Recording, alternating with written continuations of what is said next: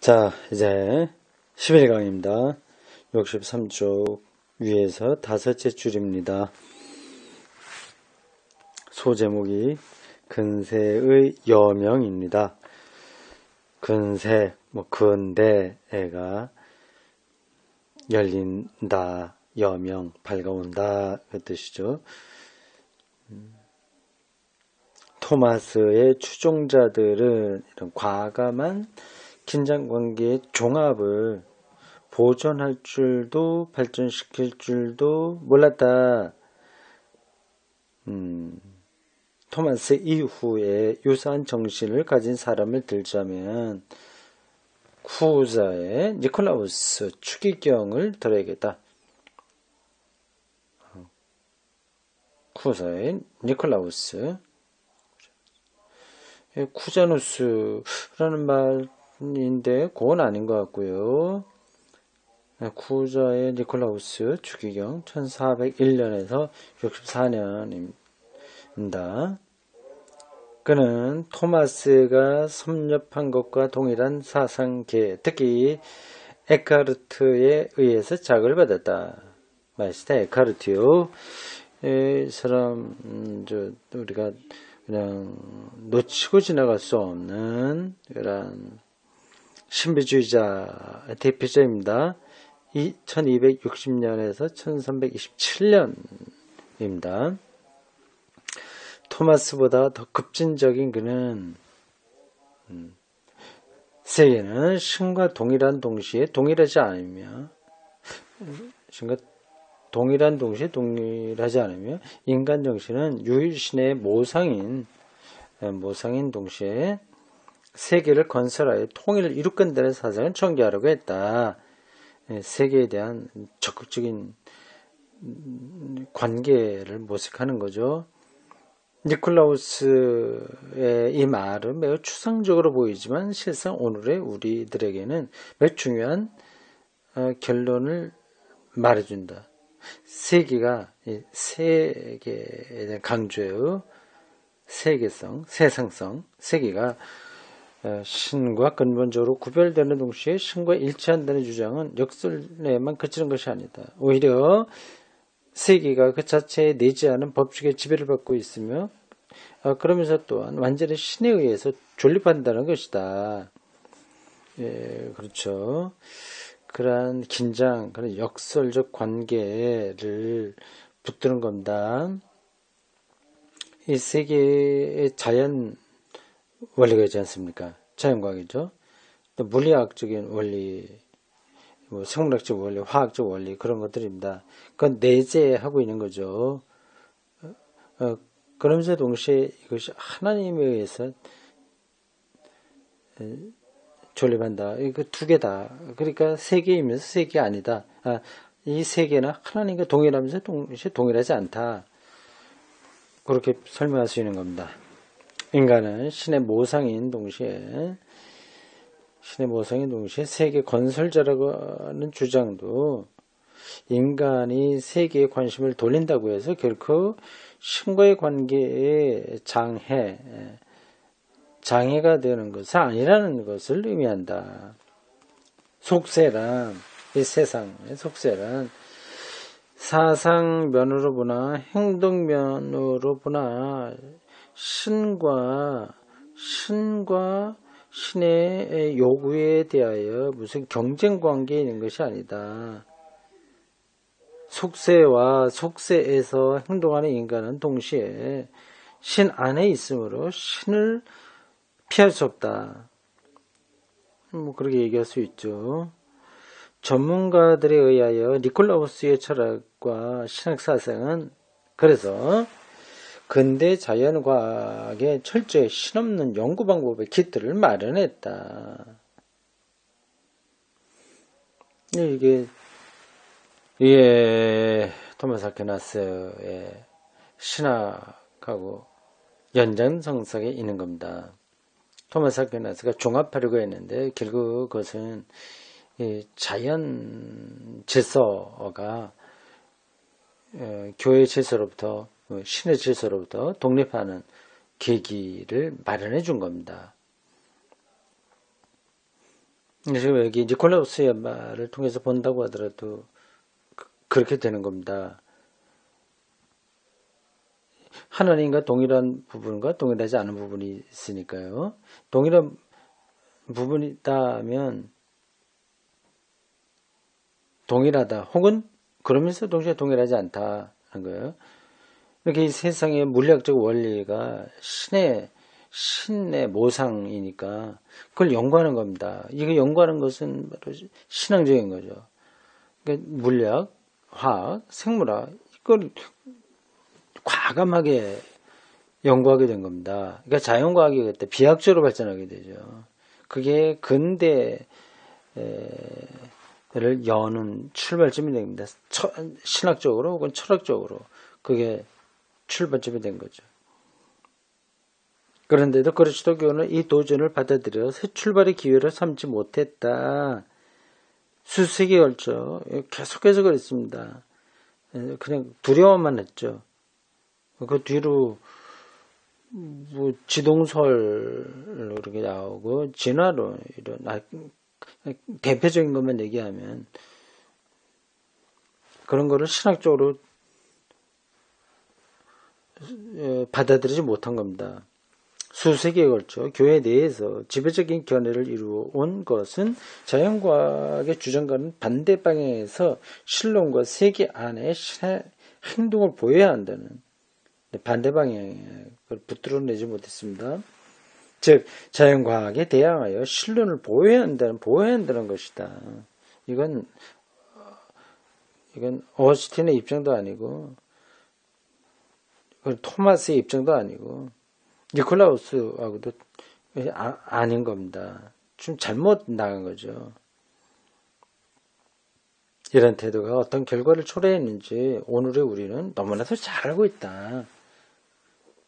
신학과 교회의 선교는 계속되는 낙후를 맺지 못했던 것이다. 그렇죠. 오늘의 우리 역시 이 문제에 대하여 아주 전적으로 일관성 있는 태도를 취하지는 못하고 있는 실정이다. 자, 각조 5번 어디서 인용한 건가 잠깐 살펴볼까요? 자, 이 항목의 각조 5번입니다. 이에 대한 자연에 관한 한 자연과학자의 말과 한 신학자의 견해를 참조하라. 자연과학자는 K.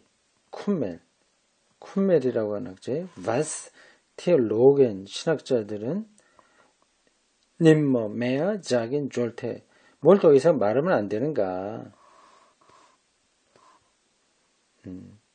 고책이고요.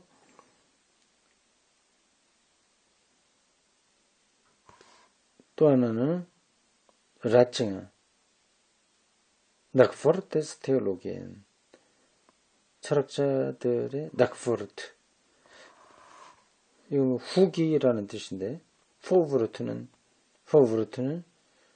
머릿말이라고 한다. 낙포르트 이거 후기예요. 네. 여기서 그렇게 했다는 겁니다. 좀 바람직한 방향으로 나가지 못했다. 그 뜻입니다. 그래서 과연 불가피한 일이었던가. 그러니까 자연과학에 대해서 수동적인 그리고 거부하는 자세를 가진 거. 이 어쩔 수 없는 일이었나. 특히 종교개혁 이후 사람들은 이것을 중세신학의 오랜 전통이 연속되고 있는 탓이라고 생각했다. 그러나 실상 중세와의 연속성이란 표면상의 연속성에 불과했다. 반종교개혁의 아버지로 불리는 반종교개혁이요. 이거는 카톨릭 안에서 벌어진 종교개혁에 대한 반대 목소리입니다. 로율라의 이그나티우스 이래로 1491년, 1556년 이미 이 연속성은 단절되어 있었다. 이 단절로 말미암아 발생한 표면상의 붕괴들은 역사상 실로 엄청난 사건으로 나타나기도 했다. 갈릴레오는 자기 이론의 철회를 강요당했다. 그렇게 할 필요가 없었는데 그랬던 거죠.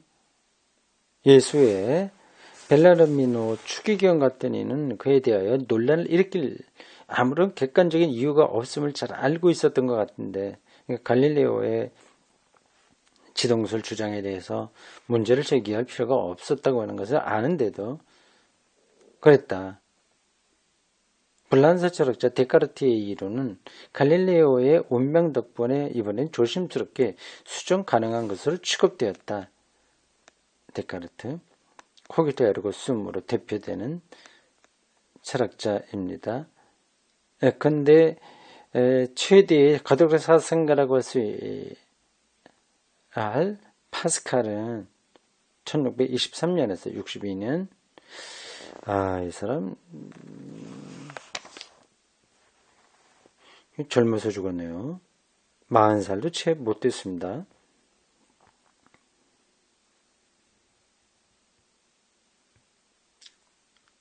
그렇죠? 1623년에서 1662년까지니까 젊어서 죽었는데, 이 사람의 책은 노련한 어떤 학자가 쓴 것처럼 우리에게 알려지고 있습니다. 그렇게 각인돼 있죠. 내용을 보면 뭐 젊은 사람이 쓰는 거라고 할 수 없을 정도예요. 파스칼은 얀센주의 이단이라는 금단의 집단에 빠졌고, 그의 책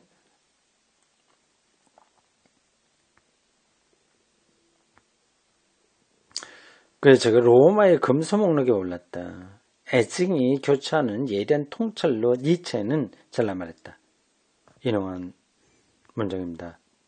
파스칼, 그는 열정과 정신과 진실을 한 몸에 담아 모든 그리스도인의 으뜸으로 우뚝 서 있다고 생각해보라. 이 얼마나 놀라운 결합이네요.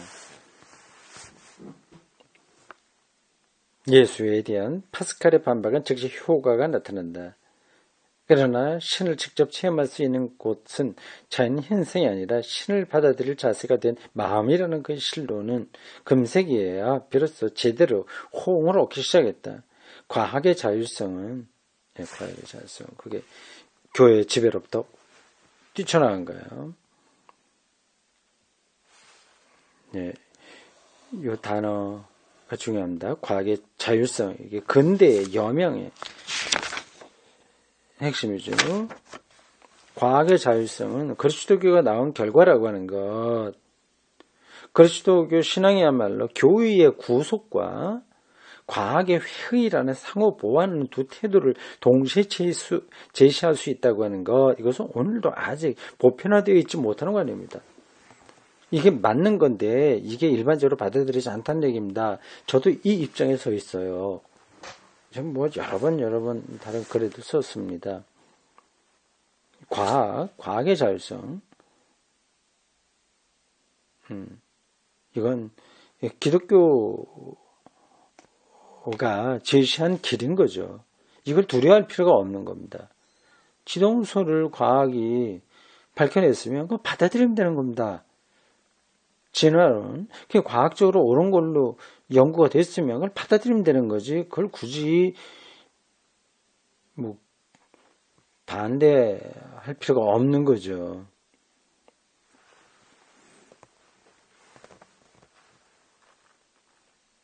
종교개혁 위해서 신앙에 대한 자연과학의 도전을 말하면서 이거 소제목인데요.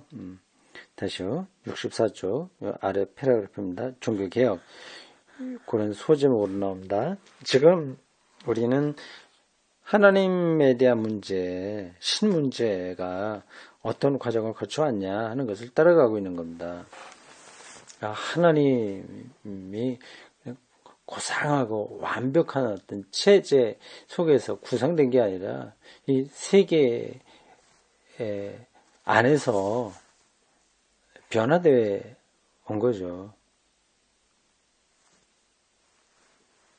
종교개혁입니다.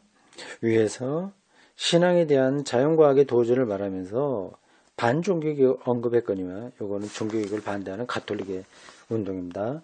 이것을 말하자면 종교개혁 자체를 생각하지 않을 수 없고 종교개혁을 말하자면 또 루터를 상기하지 않을 수 없다. 루터 1483년에서 1546년까지 살았던 인물입니다. 한 63세 정도까지 살았어요. 저는 루터보다 지금 더 나이를 먹었습니다. 파스칼과 마찬가지로 루터도 마땅히 위대한 신앙인의 한 사람이었다고 해야겠다. 또 아무리 까다로운 유보 조건을 내세운다 하더라도 그가 우리의 양교파에 다 속하는 사람이라는 것도 부인할 수 없겠다. 이 대목을 쓴 사람은 가톨릭 신학자처럼 보여요. 양교파에게는 가톨릭과 개신교를 가리킵니다. 양쪽에 다 속한다. 이거 인정해야 된다 하는 거죠. 그렇죠. 그 사람은 수도사였고 정식으로 서품을 받은 신부였으니까요. 위텐베르크 신부였습니다. 거기 신학대학 교수였고요. 신생대학의 교수였습니다. 여기서 우리는 루터에 관하여 일별하면서 다시 당시의 신론과 그리스도인의 정치적 현실과의 관계를 되돌아가 보자. 루터의 새로운 신론의 배후에는 바울로와 요한과 아우시누스가 있다. 바울, 요한, 아우시누스. 이들의 근거에 루터는 중세 후기 신학의 이른바 근대 사조의 단어에 맞섰다. 근대 사조.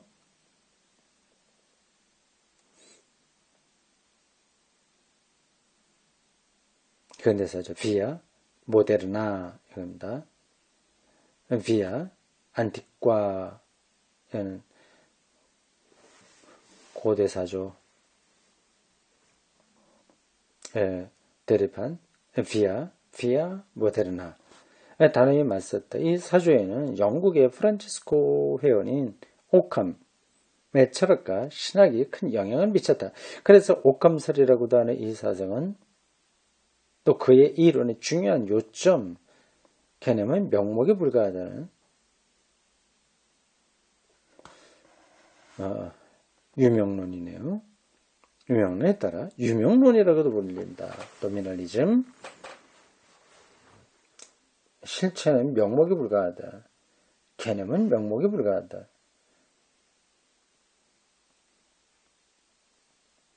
유명론과 실제로 노미널리즘과 리얼리즘의 논쟁은 중세기 때 아주 유명했던 겁니다. 신을 거의 자의적으로 자유롭고 초월한 존재로 표현하는 오캄설의 신관 앞에서 루터와 같은 사람은 두려움을 느낄 수밖에 없었다. 오캄 대항하는 겁니다.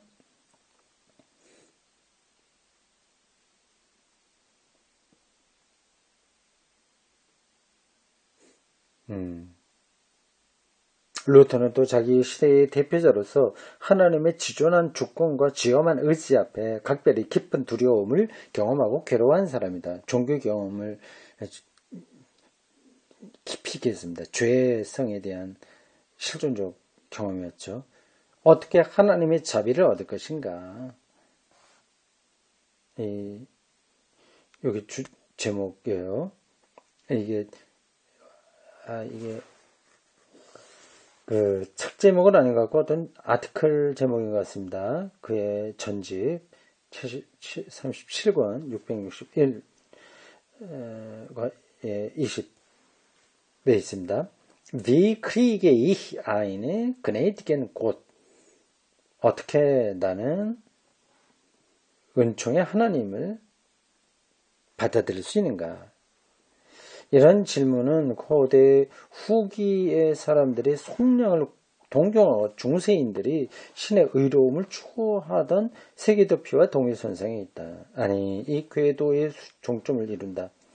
왜냐하면 바이오로 여기서는 매사가 하나님 앞에 개인의 문제로 집중되고 있기 때문이다. 루터 신앙의 역동성이죠. 교회 체제, 질서가 아니라 개인의 문제가 중요하다는 겁니다. 루터의 질문은 그리스도교 신앙의 역사가 고대와 중세에서 근대로 옮아가는 전환점을 이룬다. 거대한 교회 체제에 여기서 개인의 실존적 경험으로 들어가는 거죠.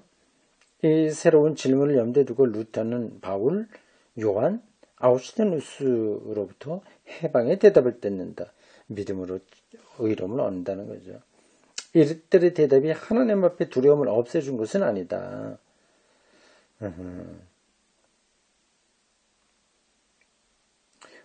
믿음으로 의롭다고 인정받는다고 해서 다 해결되지는 못하죠. 도리어 에라스무스의 자유의지론을 반박한 루터의 부자유의지론을 보면 인간은 악에 연루되어 있고 선을 피할 수 없다는 것을 다시요. 악에 연루되어 있고 그래서 신을 피할 수 없다는 것을 그 이전에 어느 저술에서보다도 철저하게 논하고 있다. 그러나 루터가 성서에서 배운 것은 불가사의의 숨은 하나님,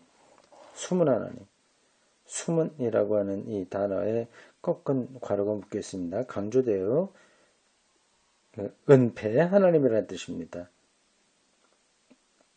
은폐의 하나님. 그리스도 안에서 인간과 화해하여 사랑과 자비에 드러난 하나님으로 되었다는 것이다. 드러난도 꺾은 괄호로 묶여 있습니다. 계시의 하나님이라는 뜻이에요. 또 이것을 믿는 사람들에게 하나님은 의로움을 요구하는 것이 아니라 그리스도 때문에 의로움을 선사한다는 것이다. 내가 얼마나 의로워지느냐 하는 그 노력을 통해서 보여주려고 하면 두려움만 있는데 의가 선물로 주어지니까 두려움으로부터 해방되는 거죠.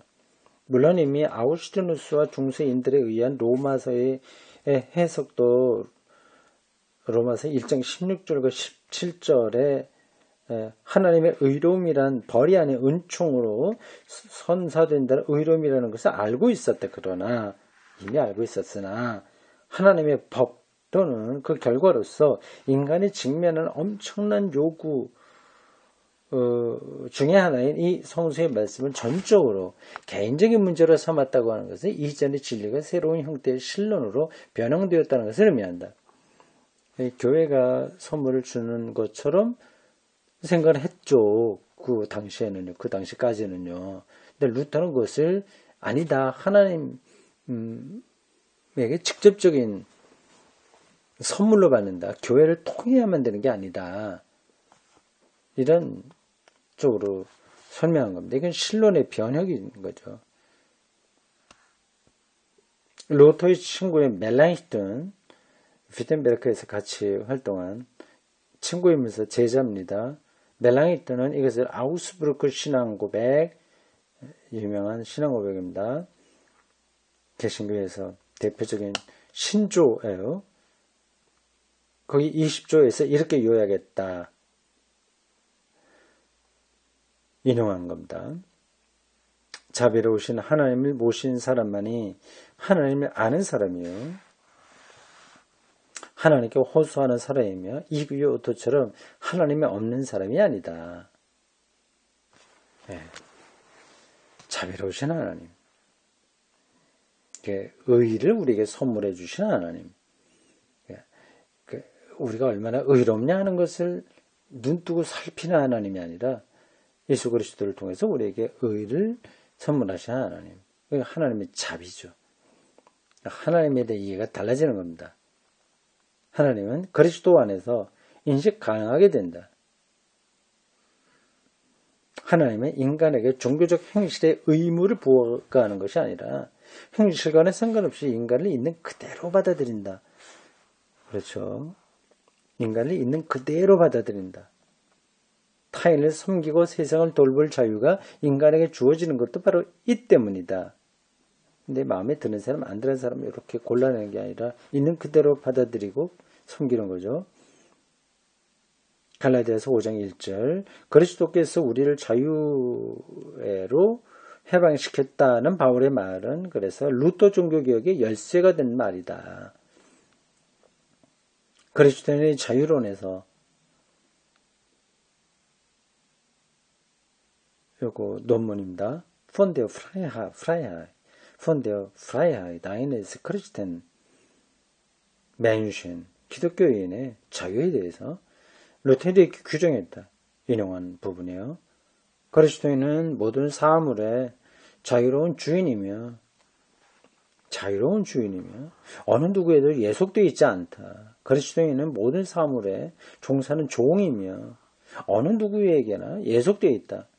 역설적인 표현이에요. 자유이면서 종이다. 우리를 하나님께서 있는 그대로 인정하니까 어떤 의무에 빠져 있는 게 아니니 종이 아니고 자유롭지만 동시에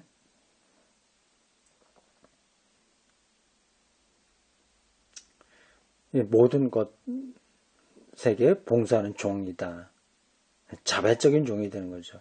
이 문장은 신앙을, 첫 문장은 신앙을, 두 번째 문장은 사랑을 표현하고 있다. 신앙과 사랑.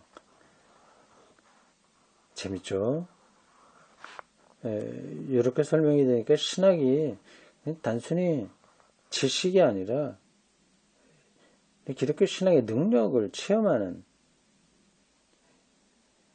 과정입니다. 공부는 우리에게 힘을 주죠.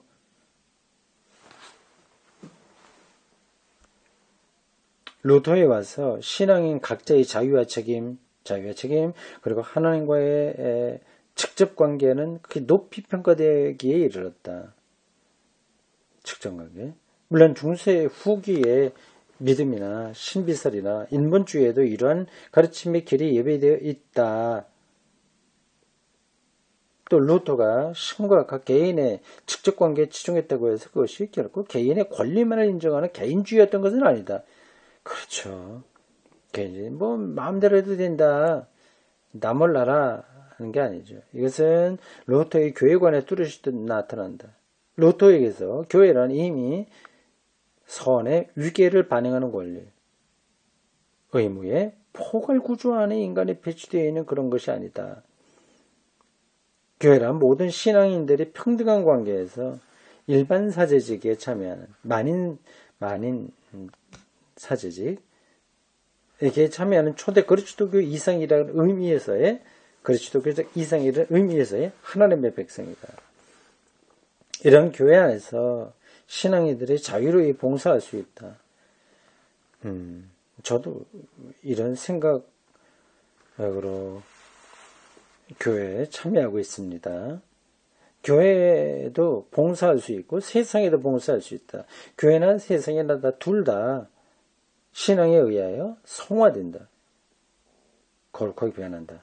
교회는 특별히 복음 전파와 성례전 집행에 주력한 남편. 교회의 가장 중요한 본질을 두 가지로 봤어요. 복음 선파와 성례전에 이걸 하는 사람이 또 목사예요. 목사를 가톨릭에서처럼 특수한 집단으로 얘기하지 않지만 교회 안에서의 특별한 기능을 가진 사람으로서는 인정합니다. 세상을 교회화하려 하면 없이 현세 사회에 봉사해야 된다. 세상은 그 자체가 신앙의 체험 장소다. 그러니까 모든 직업이 소명이죠. 신앙의 확신은 현세의 소명으로 성취되었다. 이 현재 세상에서 사는 것, 거기 부름받는 것으로 성취된다. 하나님과의 만남은 교회의 울타리 안에서만 일어나는 일이 아니다. 오히려 그것은 신앙인들이 하나님의 피조물이며 하나님 통치의 장소라고 생각하는 세상으로 옮아간다. 세상은 하나님 왼편의 나라이며 거기서도 교회가 선포해야 할 과업인 구속 사업에 있어서 하나님의 통치는 하나님의 왼편의 나라에 못지않게 완전하다. 왼편, 오른편, 똑같이 다 중요하다는 거죠. 문장 다시 읽어보겠습니다. 세상은 하나님의 왼편의 나라. 그러니까 예수님은 하나님의 우편에 앉아 계신다고 했는데 그렇게 상징적으로 표현한 겁니다. 거기서도 교회가 선포해야 할 과업인 구속사업에 있어서 하나님의 통치는 하나님의 왼편 나라 못지않게 안전하다. 이게 세상에서 봉사 이렇게 한다고 하더라도 하나님의 통치가 외면받는 게 아니다. 그것은 하나님의 오른편 나라가 여전히 하나님 나라를 오른편이라고 표현한 거예요. 중요하다. 중요하게 나타난다. 그죠. 속세에는 그리스도인에게 주어진 성화의 장소다.